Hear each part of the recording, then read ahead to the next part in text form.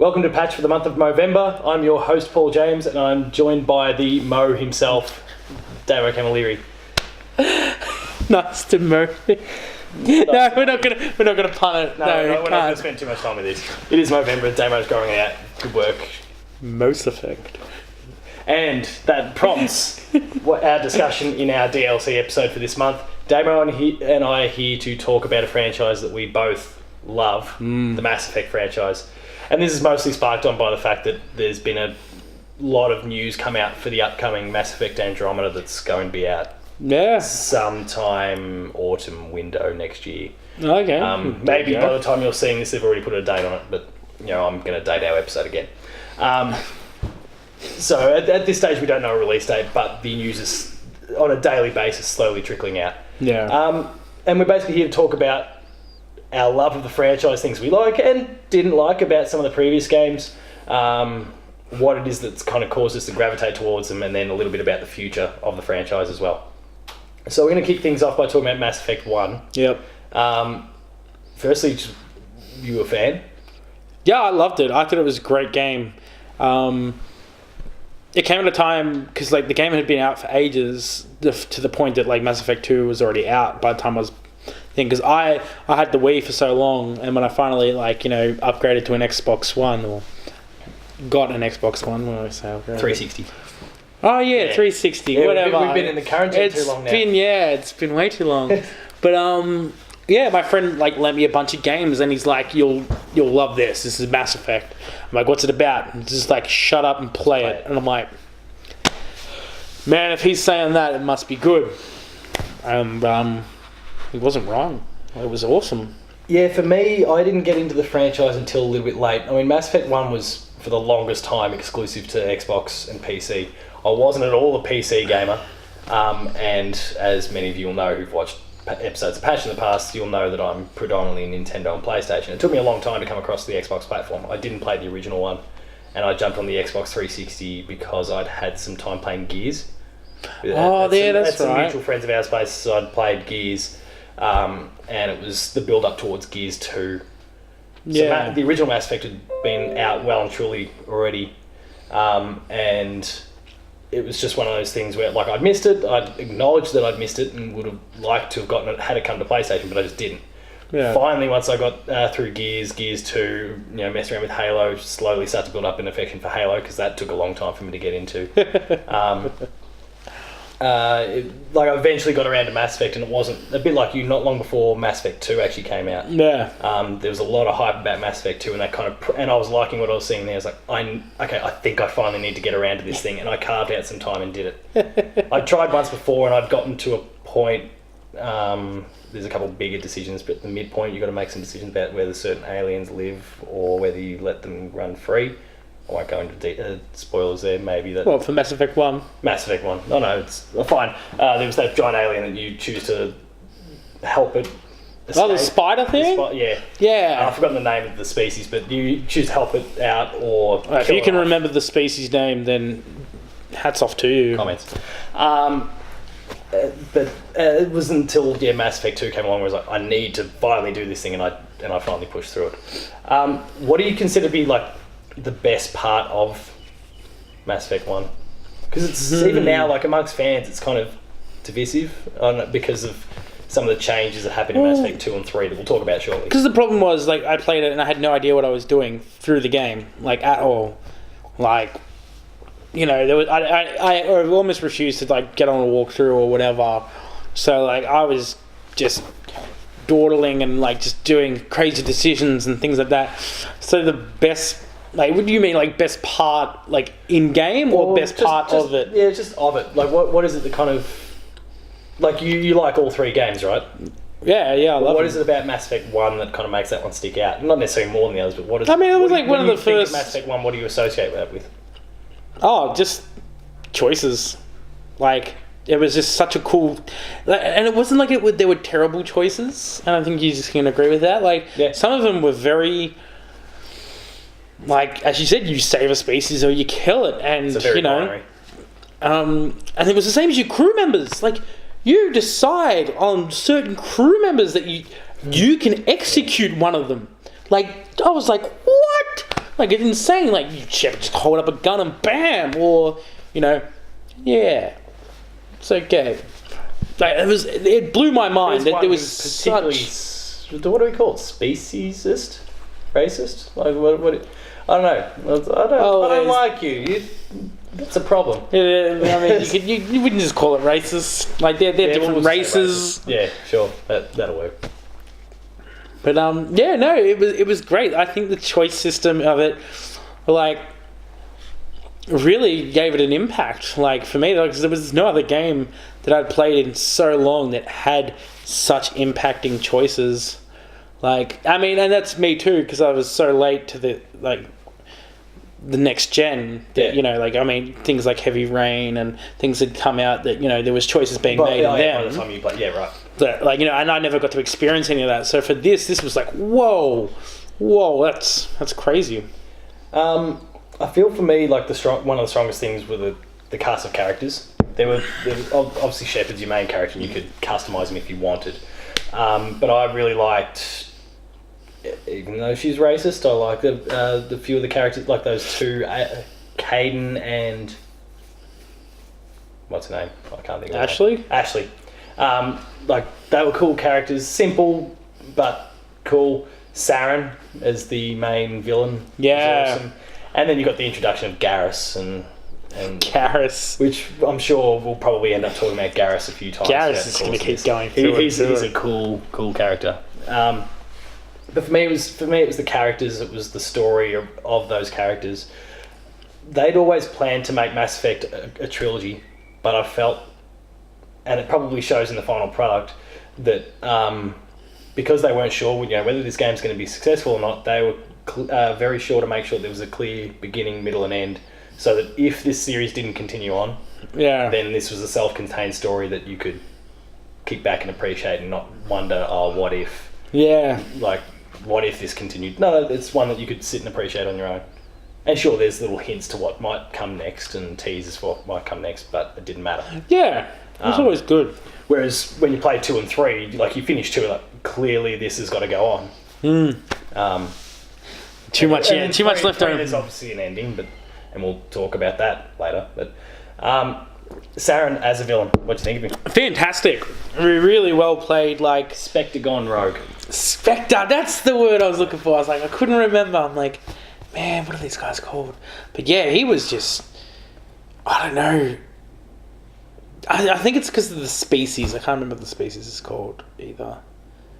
What? No, that escapes me. I'm getting Taurans, but then it's like, no, that's Warcraft species. I don't think you're that far off the mark, though. I'm going to work it out while you keep going. But, well, yeah, I thought he was great. Like, the way he looked and everything, you're kind of like, whoa, like, he's really snobbish and standoffish too at the beginning, and it's like, it's good because it doesn't mislead you from the beginning that this guy's a bit of a prick, and then as the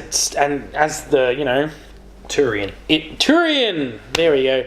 As it begins, like, and he changes over into like full, villain. It was great because, like, from that moment on, it was like a punch to the face, and you just Shepard's anger towards being betrayed, like, is a great pulling point for the story. And Saren did a really good job. I mean, the game developers obviously did a good job, but Saren really plays into, like, the whole fox and hound thing happening. Like, you're always chasing him. You're never one step in front of him. No, like, he's knows what always he's doing. just ahead. And, yeah, I mean, that's because he's experienced as a Spectre and has done all that stuff, whereas you're the new kid on the block. Yeah, don't have that sort of know-how, I guess, to be able to.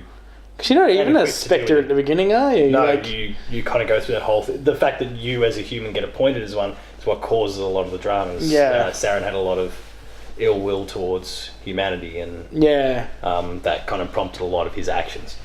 Yeah. So what did you think? What did you think of him as a villain? Oh yeah, I thought he was great for kind of the same reasons you were saying there. Like, he was a really strong character. He always felt like he was just one step behind, but not in this kind of I'm chasing my tail sort of way. Yeah. He always felt that there was obvious reasons. Oh damn it, I didn't do this. That would have helped me to And obviously, it was a linear plot that you were always never going to quite get him at this point. But like, why did I not think of that? That's a thing I could have done. Yeah. Like, you kind of fall into what stupidity Shepard's doing. He does. He puts it in your face. Like, it's crazy. Mass Effect 2 is where things really kicked off. Like, Mass Effect 1 was super popular and it was well received. Sales were quite good. Clearly, the series was going to continue. Mass Effect 2 is what came along and people were hyped for it. And the first trailer teaser thing we see, lots of teasers of armor and there's a bit of blood and that sort of stuff, and then I think it was some text at the end. I think Shepard is dead. Yeah. I'm like, what? Hang on, and at this point, and again, to go back to what I was talking, like, I haven't played the original at this point, but I at least understood who he was and what the whole thing was about. Like, what? They killed the main character, what? Yeah. And yet they plan to keep going. I don't know what's going on. So that was kind of a big deal to kick off Mass Effect 2, and it was all marketing stuff, and it turns out, and I don't care about it, statute of limits is up on this one. It's been more than 6 months. He's alive, and kind of. He's dead, and he's dead, and then they rebuild him. They have the technology. The technology's there. This is a sci-fi future thing. Get around it. It's the $1 million man. Dolly the sheep coming back. So he's rebuilt, and then that prompts this whole thing, and we're starting to hear about Reapers, and there's this species that wiped out basically everything. Yeah. Millenniums ago. And they're apparently on the way back to basically wreak more havoc. That's kind of your whole. Yeah, because then one appears at the end of 1, doesn't it? Yes, like Mass Effect 1. That's what they're kind of. And everyone just ignores it. Like, it was like, that didn't happen. And that's really cool. Like, they really punch that in your face too. Like, remember, we're the High Council. Everybody believes what we say. And it's like a shit, cultish man. religion like, sort of. Yeah, they really, it's like real kind of like that nice hint at like, today's society, is they control the media kind of shit. It's like, but not like in your face kind of, like preachy. It was good. It was this little hints of that it really trickled into number 2. Yeah. And then, when 2 came along, that kicked off this whole arc of the Reapers and the threat that they pose, to the point where at the end they're basically hours away from arriving at Earth. Like, that's kind of it. But one of outside of obviously that beginning, what was being built towards throughout the entire game was this suicide mission at the end that Shepard and his crew were about to go on. And there was, and a lot of it was dependent on how you played here, but you could lose key characters. They could die during the thing, and that's it. They're just wiped from your story. Yeah. Because one of the cool things about Mass Effect is that your save data informs what happens in the follow-up games. Yeah. So your decision between Caden and Ashley, they'll stick with you going forward, and there's some other decisions you make in Mass Effect 2 that maybe determines what happens to them. But it's basically as simple as whatever I just said. I've just gone blank. He's gone blank. Well, the suicide mission was crazy. So yeah, characters just die. The intensity, the music, the fact that people could just die, and that's it. Like, and you knew there was going to be a 3. Like, you as soon as you started playing number 2, you're like, oh, there's definitely going to be a 3. Like, within the first hour of the game, you're like, man, like if this is a trilogy, like there's definitely a 3. Like, unless obviously something like that would just like something goes disastrously we wrong. were just kind of like ending the game here. But they would have probably made an announcement or something. Yeah. With those deaths. Yeah. Like, they were avoidable, so which kind of prompts what I was looking to talk about here and what I went blank on. The loyalty missions. So as you're building up towards the end, there's a bunch of loyalty missions that you can complete with characters, or you don't have to. But I don't think it guaranteed their survival. There were still certain actions you had to do. Yeah, you had to choose certain people to do certain things, and if you chose the wrong... Yeah. But if you didn't complete these loyalty missions going into it, then they wouldn't even survive the initial trip into what you're going for. If you're trying to break into, I think it is a Reaper that you're trying to get into, like, and you've cracked your way in, like an old one or something. Yeah, Dead Reaper. Again, correct in the comments if I'm wrong. It's Dead Reaper for Cerebus. What's his name? for Blind certain Man sense, or whatever yeah. his name is? The Elusive Man. Elusive Man. But, so, yeah, you get in there, but if you've not completed these loyalty missions, then key characters are dead before you even get in there, which then limits your choices. It's the collectors! You're taking on the collectors, that's right. Man, it's been a bit of a while since we've obviously played it and stuff like that. But like as you start to talk about it, it's one of those games. It comes back. Things just keep coming back. What did die in the first cutscene? I think some of them can die. Yeah. When you played through that suicide mission for your first time, did anyone die? No. Did you know that was going to be a thing that had happened? That they could die? Yeah. Yes. Yes, I knew. So did you then deliberately do? No. It was just because in Mass Effect 1, and you can shame me if you want in the comments below. I didn't do anything. I just kind of did the main mission. Like I did a heap of exploring of the planets and things like that. Yeah. And then it got to this, and someone's like, who'd you have a relationship with? And I'm like, you have relationships? And like, yeah, you just talk to the crew after every mission. I'm like, I didn't know that. I just saw you had to just keep going on missions. So I just kept like traveling around the world and doing things. And then all of a sudden you're hearing love music, and it's. Oh, we'll get to that when we talk about Mass Effect 3. But no, and so yeah, this time I made sure after every mission I talked to everybody, and any mission that came up, I did that mission before the main missions. Like it became like a natural part of what you did, not necessarily because you knew that character X might. Yeah, I just wanted to get as much as I could out of the game on my first playthrough. Yeah, cool. No, that makes sense. And I still didn't do everything. I missed the Geth guy, Zero. Oh, yeah. Yeah, I missed him. Didn't even know he was a character until like my fourth playthrough, and someone was like, "Did you get him?" I'm like, "What?" What? Yeah, he wasn't necessarily on the critical path, so you could miss him. Mass Effect 1 versus 2, they're very different games. So Mass Effect 1 kind of leans far more on some traditional RPG elements, things that BioWare was doing with Knights of the Old Republic and Jade Empire and a few different of their other games. Whereas Mass Effect 2 is more of a shooter. It's still got RPG tendencies, but it's more of a shooter. You actually have ammo in this one. Which way did you... Yeah, true. Which way did you kind of fall? Did you prefer the direction they went in with this more shooty, cover-based sort of... Definitely. Like, the combat in Mass Effect 1 was very weak. The storytelling was amazing, but the combat was weak. And in number 2, it was like they kept the same level of good storytelling and just upped the combat to, like, over 9,000. It was... blew my mind. Yeah, I'd agree with that, actually.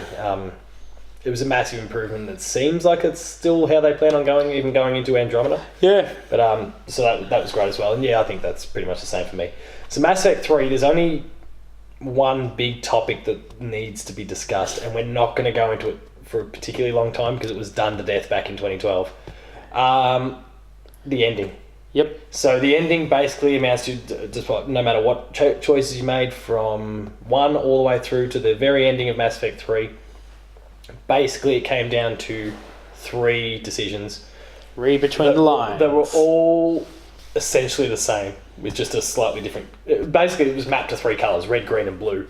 But it wasn't... You could choose to be corrupted by them, you could choose to wipe out the Reapers, or you could choose to synthesise with them, kind of merge and try and control and direct and maintain both sides. But they're essentially the same in many ways. The red one was actually classified as the good ending. Yeah, I think so. Even though, red was always the bad choice, the renegade choice. And the blue one was, the renegade ending, even though blue was the paragon. And the green one was just, your middle, I'm a hippie. I'm going to... he dies? Is it? Yeah, he dies and he spreads himself across the universe and gives everyone bionics or something? Yeah, something to that effect. I don't recall exactly. Oh, that's the only one I did. And then so the backlash was extreme. Yeah. There were petitions, there was all sorts of rubbish, which I thought was inappropriate given that this is the story they decided to tell. It's their artistic vision, let them go for it. But what it did prompt is... they called it an extended cut. The director's cut, where it was free DLC that came out for the game. You download it, you replay that final mission. There was a 4th option. Which, is that where you shoot the kid or something? Yeah, something like that. Yeah.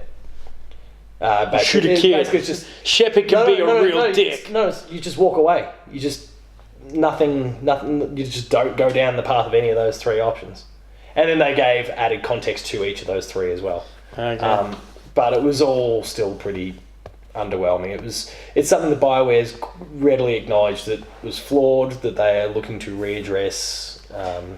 But it is hard also to build up three games of choices into multiple really clear-cut endings. That all have to be scripted. It's not like, it's hard to write. I mean, you can speak to David Cage and Heavy Rain guys about the million different permutations and combinations that result in the different outcomes that you get there, but like it's 3 games of story. It's but I mean, like they could have done it better, I think. Regardless of the ending, there was still choices in Mass Effect 3 that reflected even from Mass Effect 1. Like if you decided to save the Spider Queen, there was actually a mission in Mass Effect 3 where you would see her, she'd be like, you help me, I'll help you. Rachni, that's the... Rachni! There you go. Spiders. It is Rachni, like, come on. It is coming back to us slowly, bit by bit. And, like, it was really cool, like, seeing things like that. It was like, oh, wow, I totally forgot about her. And, like, even the choices that made for 2 that trickled into 3, and, like, the Geth and... Not a Sari. Yeah, Sari are the blue ones. Solarians. Tali. Tali. I've forgotten her species name, but she wore the mask. The Russians. And like, they're having a huge war, and like you can if you got the Geth from 2 and he comes into this one, then like you can save both races, and there's all crazy, like huge decisions to be made, and it was like, that's awesome. And I think people just got really let down by the fact that all your choices amounted to nothing. Just kind of did mean nothing when you made the 3-way choice. It was like, yeah, I'd agree with that. Well, yeah, and I mean the other thing that really gave me the irrits was no one told me about the app. The global readiness. Yeah. Because, like, I lost more than half my ship. Like, you lost half your ships. And unless you got every single piece of thing, the amount of, like, ships that you were going to use, you needed to have everything. You needed 100% the game before you rocked up to be able to get the best ending. Yeah. Pretty much is what they said. And so I never had the app, and I didn't have live, so my readiness was at 50%. So we'll actually talk a little bit more about that. So yeah, the end game resulted in you kind of building up a galactic readiness to ensure that you're ready to take on the Reapers. Yep. You're building up fleets, all sorts of other stuff. The way that you built that up was outside of the actual campaign, so it was through the multiplayer mode, which they introduced for the first time in Mass Effect 3, which was fantastic. So good. I'm hoping like hell it's back for Andromeda. And then through this app that you'd just by doing pretty mundane sort of simple tasks, kind of checking in and updating sort of stuff, you slowly built up your galactic readiness until you took them on, which was cool, but it was probably unnecessary. I felt that there could probably be other ways to build that up that didn't force you to have to. Yeah, I mean, definitely. They wanted. I mean, instead of collecting resources, like maybe like it could have been every time you collected a resource, like shit was getting better, or like in game you could have like used the app to go out and like do scouting thing, like because the third one they removed the mining, the probing of the planets, so maybe something like that. Like I'm not saying like probe the planets again, but like the app that you had on your phone could also be just done in game. That would have, and by the end of it, you could have at least had like at least 60%, 70%, like something. Like I'm curious to see how. So my plan before Andromeda arises to, like, as you can see, I've got my 3 copies of Mass Effect 1, 2, and 3 that I bought on the 360 here. But I did pick because I love my PlayStation. When they finally released 1, basically they did a trilogy. It had all 3 of them, and they put that up on PS3, 360, PC. Yep. I've got a downloaded version on my PS3 at the moment. I do plan to play all 3 of them again, but I'm curious to see whether that whole galactic readiness thing, whether that app still links up to it all now. Yeah, I actually thought about that the other day because my friend was like, "Hey, you still got an Xbox, yeah?" I'm like, "Yep." He goes, "You've still got your Mass Effect 3?" I'm like, "Never gonna you trade that in." He's like, "Cool, it's backwards compatible now on Xbox One, so let's play online." And I'm like, "I don't have live." And he's like, "I just brought you a month, let's do it." And I'm like, But like, yeah, it made me thinking like, do I get the app? Do I get the app? Does the app still work? Like, can I get my readiness up? I imagine it does, but it's I don't know. It kind of it's not future proof. Yeah, the way they've done it, because eventually they're going to disable online or whatever for the game because it's too old now. Yeah. And but maybe like they'll just have like a $500 DLC content again. Actually. We might have rushed over it on Mass Effect 2, but that did have one of my favourite pieces of DLC in any game. Lair of the Shadow Broker? Yep, that was amazing. Apart from how... What's her name? Oh, they fixed her up a little bit. The Asari... Oh, yeah. Yeah, she looked horrible in Mass Effect 2. And then the Shadowbreaker looked a bit better. And then they fixed her fully in 3. It was like, why would you change a character model like that? Like... Doesn't make sense. But you obviously have more questions and things. Oh, no, like, so... Prompting. No. I'm excited! Not at all. So, I mean, what maybe we'll turn to next before we kind of start looking forward a little bit is... Yep. So, what is your favourite Mass Effect game? Oh, it's so hard. It's one of those picking between children sort of decisions. Because I really enjoy 3 for the fact that you feel like you're in a war, yeah? You feel like the universe is ending. You know, like, shit is real. Everything hinges on what you do. Everything is just so intense, and the way Shepard speaks, and, the crap that's going on in the missions. And, like, number 2 is obviously, like, just so good, because it was, it's a real pick between those. Like, and number 1, just to introduce so much stuff. But I will go with 2. Regardless of endings and everything like that, I did enjoy 2 the most. I brought all the DLC. I even brought the DLC for the bridging thing in case you didn't have one. Oh, yeah. Because I was like, I even have Arrival, man. Like, I had everything. I had every piece of DLC because I was actually sick of, like, new DLC available appearing at the bottom of my screen in the loading screen. I was like, fine. And then I was like, cool, I'll play as a female Shepard and I'll do all the bad choices, and it affected me badly as a person. Bad. That's not appropriate. I like bad girls. For me, I picked up all the DLC as well. Yeah. I'm back, did all the same with Mass Effect 1, like all over that as much as possible. Some of the DLC there's some of the best that I've played. Yeah. Maybe outside of Borderlands. The best. Yeah. Borderlands has got some fantastic DLC out there, but outside of Borderlands I think some of the Mass Effect stuff might be right up there at the very best. Even with Mass Effect 3, where it was kind of the reunion goodbye sort of thing. Yeah. They kind of set it just before that final mission again, and you just hang out with the crew one last time. It's just a big party, but you just pick up a bunch of story details and learn more about your characters right at the end, despite the fact that everyone knows that tomorrow we're going off to take on the Reapers and we could all die. Yep. It was pretty cool. Yep. That's some pretty sweet stuff in there. Oh, man. Yeah, for me, actually, it's probably Mass Effect 3, despite the ending stuff. For me, it's probably Mass Effect 3 for basically the reasons you said before. Everything hinged on the decisions you made. Yeah. Felt And, desperate. like, just some of the things that happen in that, like, Keely, you rock up and it's like, you're fighting for the survival of the universe, and you've still got human dickbags like blowing stuff up. Like, you've got mercenaries on your side that hate you, but like, here's these douchebags that just come in and it's like, killed a bunch of refugees and stuff like that. It was like, you're playing it and you're like, oh, you always want to put your controller down, but you're compelled to keep playing. So I can respect that regardless of ending. Right, so now we'll start kind of getting a little bit future focused. We're going to kind of pick through each of the 3 games. Yep. And if you could find one thing from each of those that you'd love to just take out, imagine you're developing Mass Effect Andromeda for a second. Yep.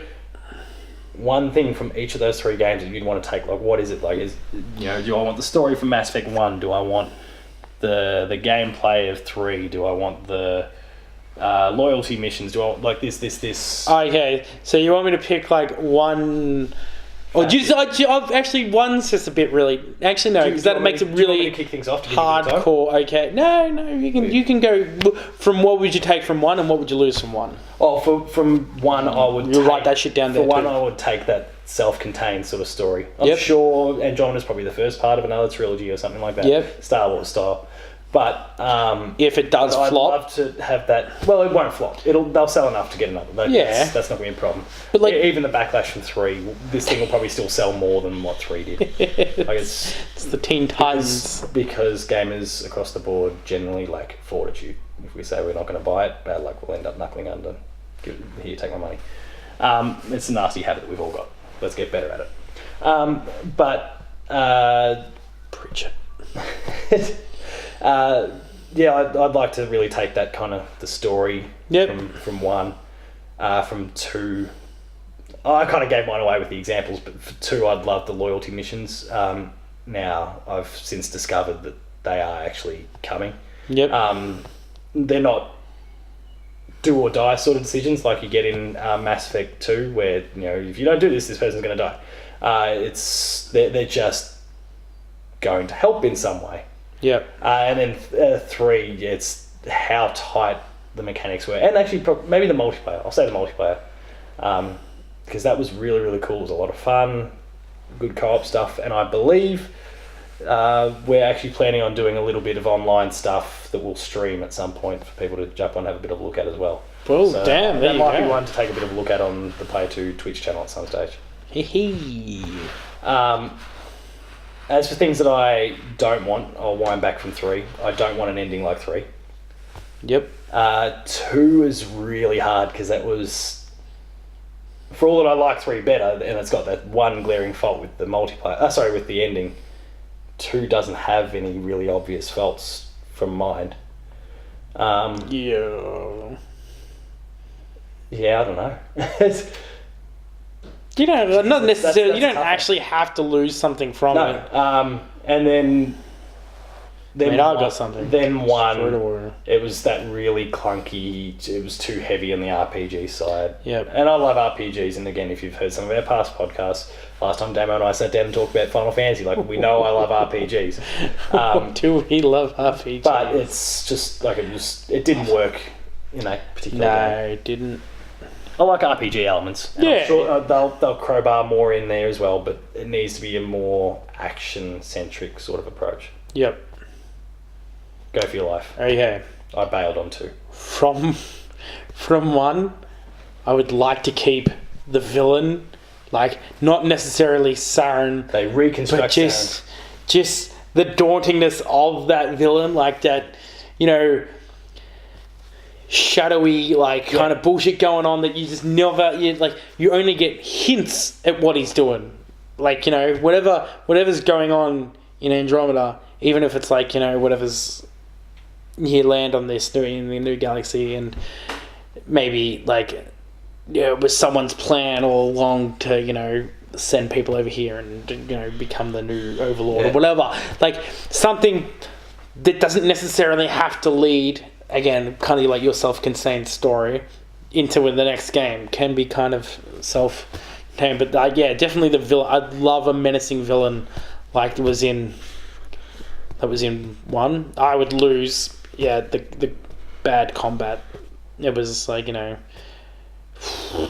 too slow. Yeah, you're a sniper, unless you got better and more proficient in it, the box is that big, and then it eventually. And it's weird because snipers are meant to be pinpoint accurate, and yet you could still miss by an absolute mile through no fault of your own. Terrible. 2. From 2, I would definitely take the combat. I liked the combat, even though it was the same in 3, the combat system worked really well. I think that was really cool. But I would take out some of the crappy side missions that were done around the Citadel and things like that. There was a couple of them that you just go here to talk to this person. It's what fetch quest thing? Yeah, and not that there was anything wrong with them. It was just some of them just very boring. The Citadel, there was nothing great going on about it. Unless you're gonna feed me something. I know it does have Shepard's favourite store. Oh my god, yes. Fuck, it does. That's awesome. 3. Man, I can't say that. My favourite game in this. From that, I cannot say it. Okay, 3. I would definitely take I definitely take the urgency from that. Like, you know, if this is you're in the Andromeda. Obviously, we've left the Milky Way. We're in the Andromeda. They didn't wait 1 billion years for the Milky Andromeda to become a giant thing. That do some Milky science. Andromeda. Yeah, that's what they're going to call the two galaxies when they finally come together. The Milky Andromeda. It's like Saturn in the middle of it. Revived. Or Milky Dromeda or something like that. Milky Dromeda. Like, yeah, they didn't wait for that. So we're obviously flying across dead space. I would really like to see some urgency. Like, you know, shit's going to be done real quick. So when you're thrown into the game, it might be very basic missions, but there is an urgency to, you know, like, get some things and things, set up a cool base camp or whatever, like, have things going on. I would take out the ending. No one wants that ending ever in and anything. I don't think we'll get something like that. Oh, definitely from them not. Again, anyway. Definitely not. I've got to say it. So, I kept Caden alive because I was a soldier in the first one, so I'm like, I don't need Ashley, whatever. Then, like, Caden had all the good things to hack things. Hacking was fun. Yeah. And so, like, you know, you don't see it. You know, like, hey, friendly to him in 2, and he's a bit of a dick to you. In the third one, I was friendly to everyone, and I never knew that Caden was very friendly. And if you buy him a bottle of whiskey, and like I tried so hard to get with everybody else in that game, and all of a sudden, Caden walks in with a bottle of whiskey to a butt naked shepherd, and I don't have anything against homosexuals, but it came as a shock to me. That's not where you thought things were headed. No, I was just being nice. And, he's talking like, I thought they were just bros. Like, you know, maybe I should have been more broy with Vega. Like, maybe Vega could bro out. I don't know. Nope, but when I replayed Mass Effect 3 again, I made sure I was like almost a dick. Actually early on. just because I wanted to see like the other relationships, because in 2 I had a relationship with Miranda. I really wanted that to happen again. Didn't, obviously, because for me it was Ashley, Miranda, and Miranda. He stole my life. No, and that's it. And it's like, there was cool things, but yeah, just so you all know, it's out there on the internet. Yes, I had homosexual relations with Caden. One of the few people I'm sure out there unintentionally. Yeah, I'm sure there'll be plenty of intentional ones, but at the same, you had no idea what you were stumbling into. I didn't know what to do either. All of a sudden, you're butt naked. But by the time it was happening, it was already too late. So we'll move on. What is it about Mass Effect Andromeda that's got you hyped? What are you excited to see or see them do differently? Not have Mass Effect 3 ending. To see new races.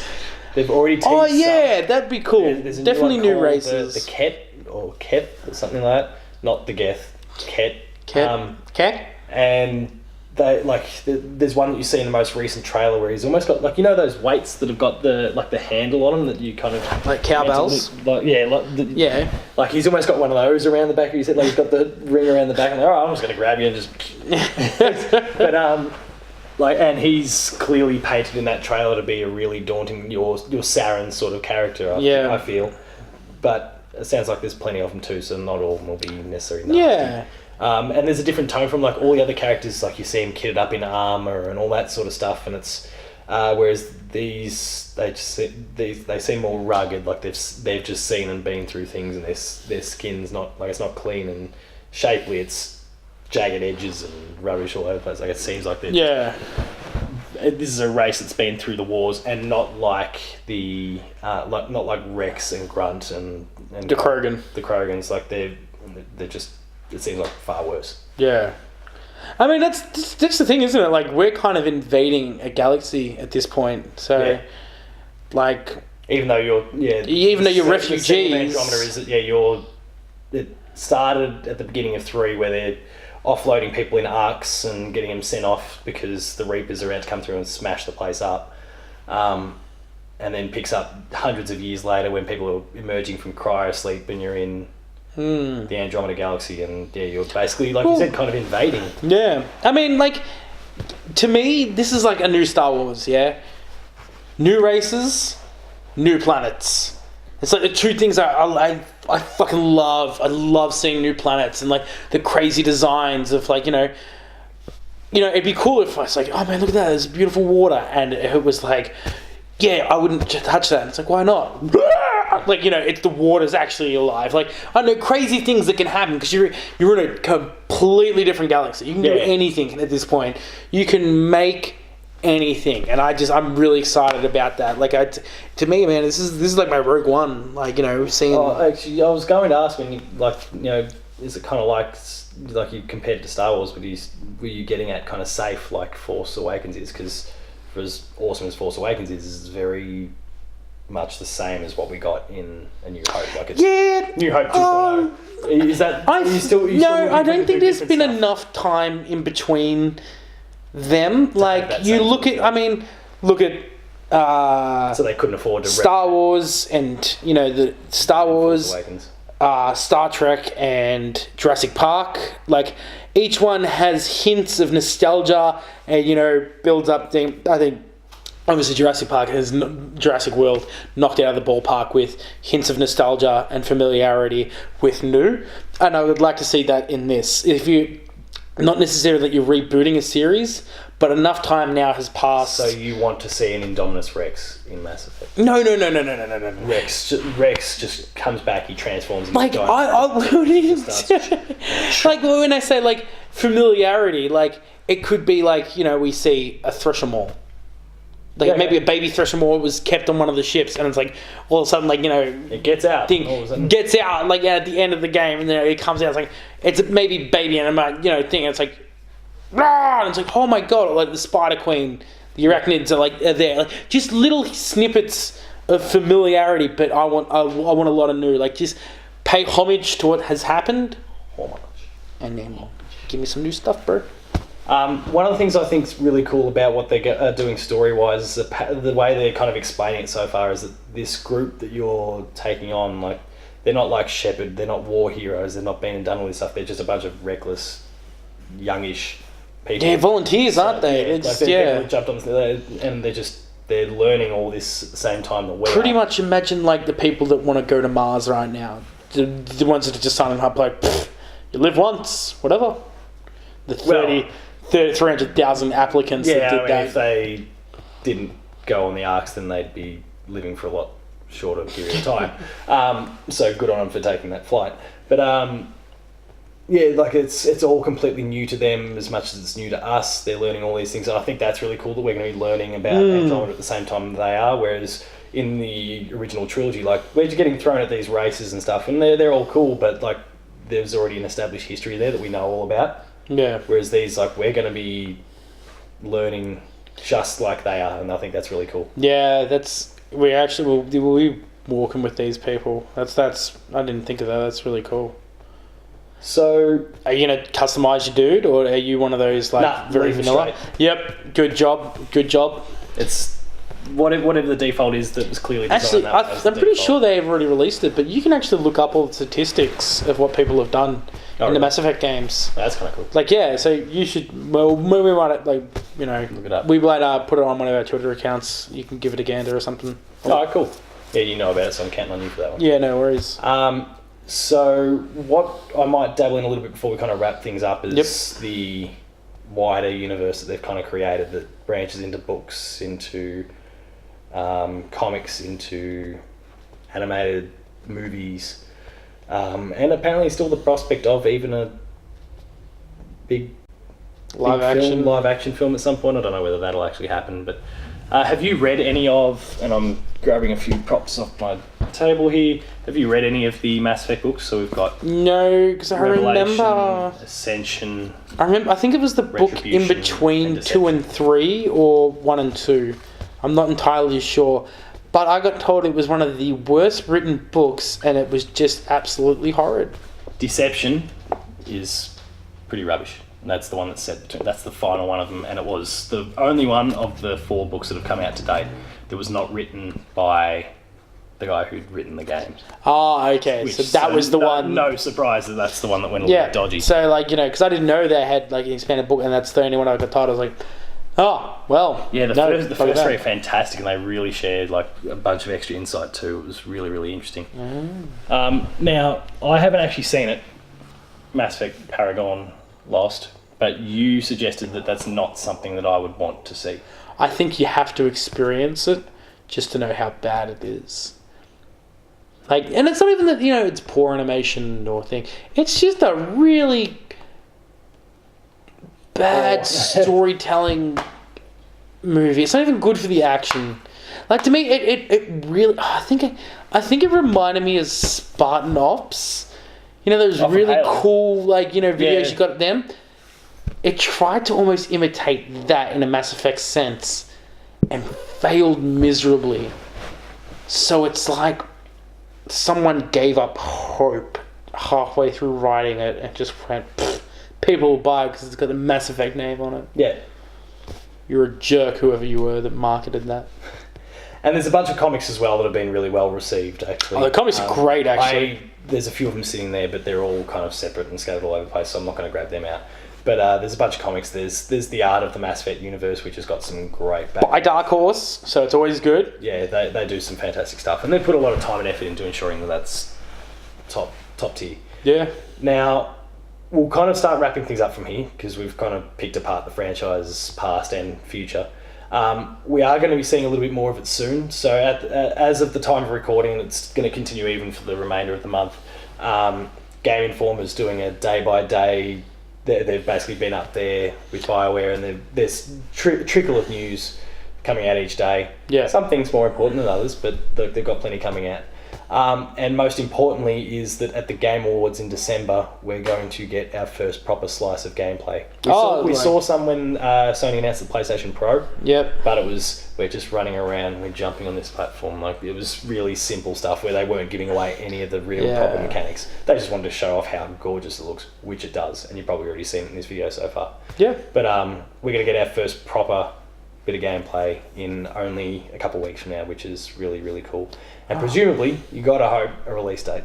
They're targeting our autumn, so March to May, and there was something on the Amazon site. Are you familiar with this at all? No. Amazon Dark Horse put up their Art of Mass Effect Andromeda book. It said specifically this will be releasing alongside day and date with Mass Effect Andromeda, and then they put March 21st as their date, which was the foolish part. They can say it's day and date, but they went and put March 21st and things. So as of the time of recording, we're all believing that March 21st is going to be the date for Mass Effect. Yep. Which would be really cool. It's a bit of a shame in some ways that it comes out in the same month that Horizon does, that presumably, as things currently stand, Zelda does. It's going to be a kind of crazy sort of month, but that's... Kind of sad it doesn't come out in 7 Oh, woe is me. My heart bleeds. There are so many good games coming along. Yeah, it's a real first world problem to have. So... Well, you were going to say something. Oh, I was just going to say, it'd be really funny, because we had Seth Green as Joker, Oh, that'd be... thing. Getting back. We get Breckenmeyer, like, Seth's less known, less loved friend. And it's like, that's our familiarity. It's like, yeah. It's like, man, my friend the Joker, you know, we used to call him the Joker, things like that. Like, just, I don't know. That's completely off topic. It just popped in my head. I was like... It'd be kind of cool if we see some other personalities in there anyway. Like, yeah. We had, Miranda was Yvonne Zdrowski from Chuck. No, yeah. Girl. You had Chobot. Yeah, Chobot was in there. And also... The Elusive Man. Who was the Elusive Man? Michael Douglas? Yeah. Yeah. Yeah. No, was it... What's his name? Martin Sheen? Martin Sheen. Yeah, I think Martin Sheen might be it. Yeah. It was one of those two. Martin Sheen actually sounds right. But, so, like, I'd be curious to see what sort of talent they get on for that as well, especially going clean slate. They could just go, he's just a AAA Hollywood cast doing the whole thing, and, you know, Mass Effect with the pedigree there seems like, and the amount of money EA's got. Yeah. Like, that'd be appealing to get a big name in to sit there and not just go through the motions, but really deliver those lines powerfully. Morgan Freeman to do narration. As God.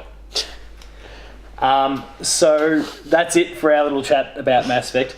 Please let us know in the comments or hit us up via Twitter or tell us some of the mistakes that we've made. Yeah. or because we are... Share your experiences rusty, too. But yeah, exactly. Share a lot of your experiences on there. There's lots of cool stuff in the Mass Effect universe. Did you go Paragon or Renegade?